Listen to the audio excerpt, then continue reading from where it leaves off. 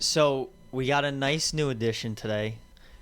Ryan Charles, graduate of Quinnipiac University in That is 2014. That is correct. And went on to works at Bloomberg. And on the side, he actually does his own little gig. He does consultations when it comes to wellness and nutrition.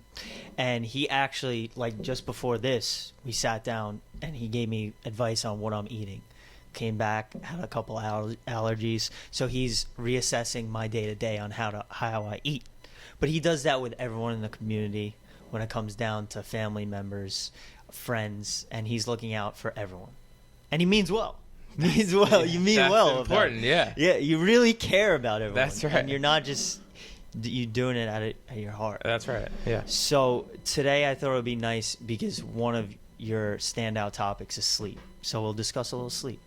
That sounds great. So what do you got for me? Thank you. Well, I mean, first and foremost, thank you for the kind introduction, Christian. So yeah, a little bit about me. I been at Bloomberg for 6 years or so. It's a wonderful corporation, does a lot of good in the world also, which I'm proud of. And I got really into a sort of holistic approach to health and wellness about 4 years ago at this point. You know, kind of had my own, similar like a lot of us, kind of had my own health struggles that I woke up one day and sort of realized maybe it's time to make some changes. And since then, I've really figured out what I love and am passionate about. And I really just believe that we all are entitled to feel good in our own skin. And correct. And we're, you know, as human beings, we're built where we have the ability to feel good. So we all should be able to do that. So what I believe in and what I help folks in the community with is simple strategies to affect their own health and wellness. And we all sleep.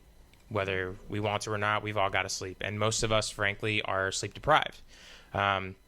So sleep is a huge component for me. You and I have spent a lot of time talking about it as well. So excited to kind of kick things off. And let's see, I can just sort of go ahead, or you got some questions Go ahead. to start? You're a major educator. So what I do for patients, what I do for myself is I kind of just go to sleep at that time. Yeah. But what I do for patients is I kind of assist them in natural remedies, whether we're doing CBD, magnesium, but I'll get into that later.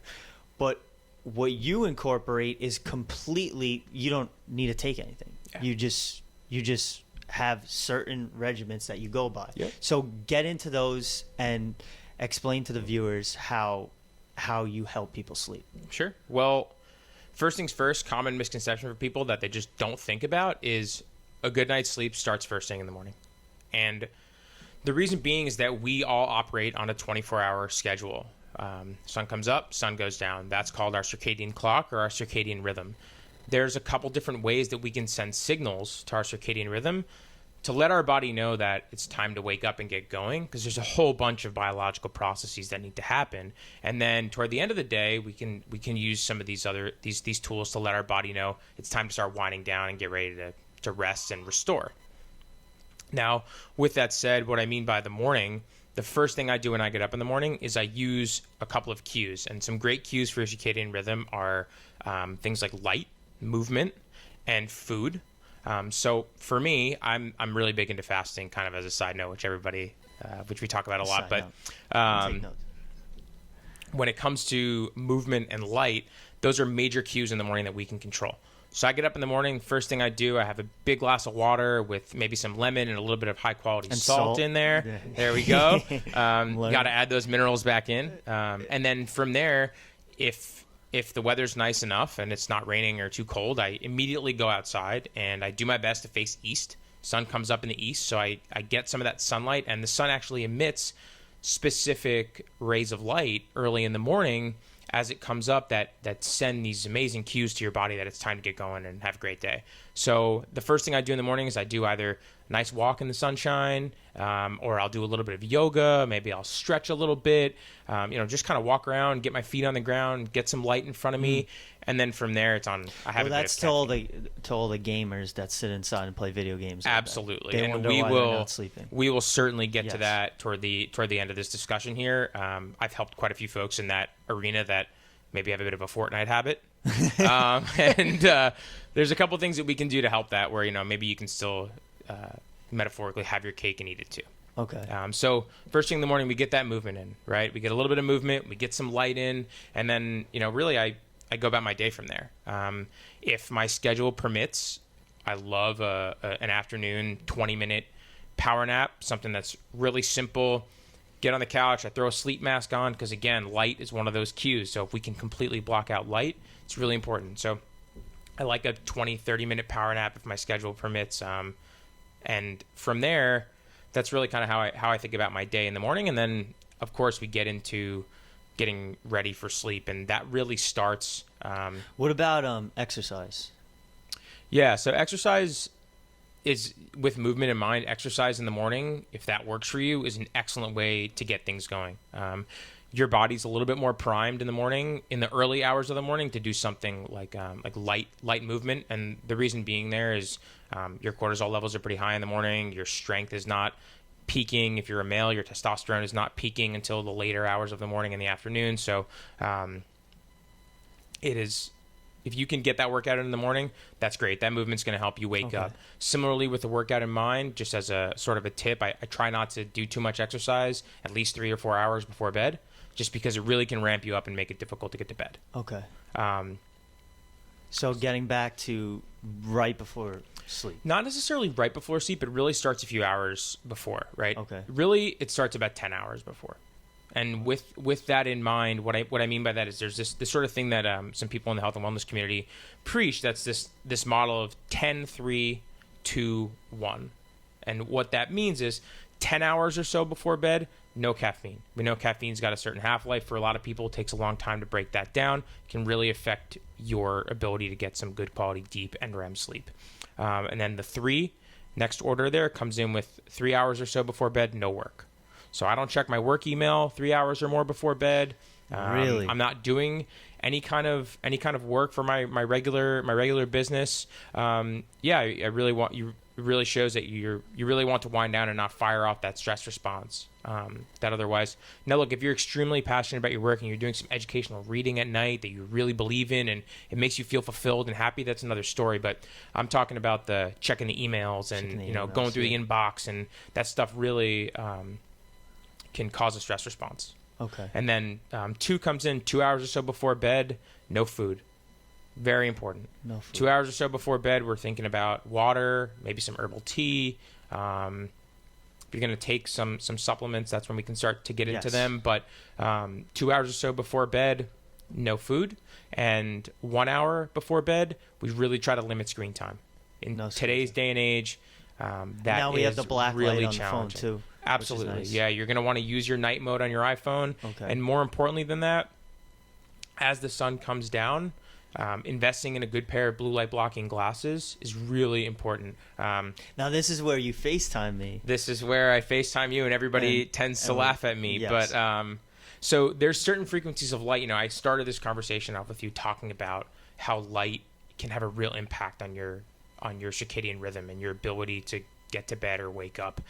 The frequencies of light that are emitted from all of our devices that we all live on now, most of us are spending over 5 hours a day in front of a screen. All those lights send a recurring signal through your eyes to your brain that it is the middle of the day. And the studies and research shows that you can delay the uptake of melatonin when you're going to bed by 90 minutes or more by looking at a screen before bed. So just being conscious of that, and people call it a biohack, whatever you want to call it, there's some tips and tricks to get around it. One of which would be wearing blue light blocking glasses, because a good quality pair, and I can suggest a few pairs, maybe we can put them in the show notes on Amazon, that might be helpful 100%. For people. We can put a couple of price ranges for folks, and what that will do is block out certain frequencies of light to not send those signals to your brain and help you get to bed better. And then once it comes time getting into bed, couple major things that I do. First and foremost, the room is cold. I sleep at 65 and under. So we got a cold room. We have a dark room. So I use a set of blackout curtains. Lots of my people that I work with use blackout curtains as well. And then I also wear an eye mask. So if we can block out all of that light, especially in the room and via your eyes, you've actually got light receptors in your skin. So if you've got a bunch of light coming in through your room and you're thinking, I just have an eye mask on, like it's fine, you'll get by, but the darker the better, because you do have all these photoreceptors in your skin that can measure light and have an impact. So the reoccurring theme here is light.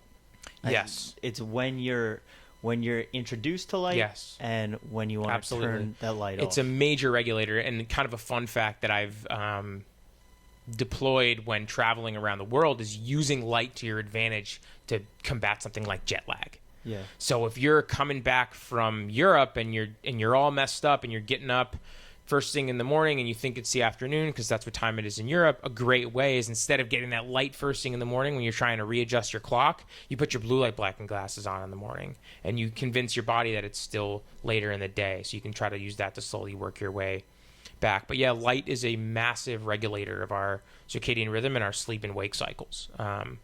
So good way is, keep the lights dim as the sun goes down. Wear your blue light blocking glasses as the sun goes down. No food 2 hours or so before bed. Just don't wear the blue light to a restaurant. Yeah, they do make some that have a bit of a clear lens, so you might be able to get away with it. All It right. doesn't block the light as well, but yeah, we can make some suggestions for that too. Okay. So to wrap everything up, as far as natural, we're talking about sleep schedules.